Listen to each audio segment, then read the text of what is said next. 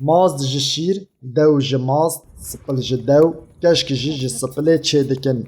Berê maz dikirin meşkan, av dikirin ser û dikeyan. Ta ku duhun ser devê wan diket. Lê niha bi amêrên elektronîk, duhun ji şîr û dew digirin. Rêyek din jî heye bê ku duhun ji dew bigire. Spil ji dew û keşk jî ji spilê çêdikin. Lê keşkê wê zêde bi duh ne, temenê rakirina wê nedon dirêj e, zû xirab dibe. Di pêkheta keşk de kalsiyum û proteîn heye.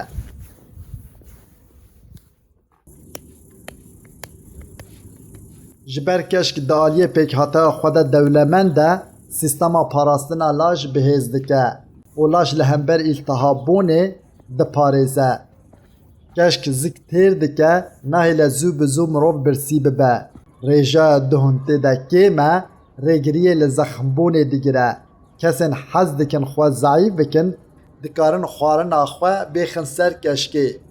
Keşk ji mîna şîr, penîr û mast di aliyê kalsiyumê de dewlemend e. Ji didan, hestî, geh û gehwesalan re baş e.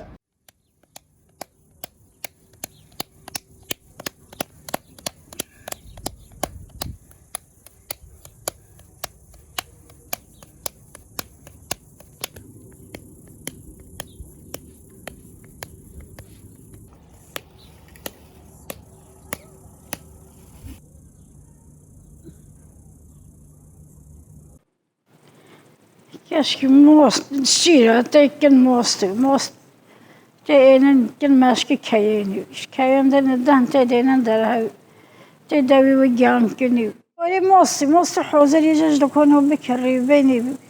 Beki destko خدا توزه به هاس کوی خواه توزه حلی کی او با خاکی نه aynı dev. Teki devite de nisa kuçke. Hatta aviz hanjet kale ne hanje hamu beberet. Bas keşke bambavat hamu bambavat كوبدت أو خاص تراش إيملت. تدني عادة حتى جمدية كتير كخوي. توزق بشي أم بمباركي أم دستي خلاصوكي إني بابيوتي كيف أفكش كنا.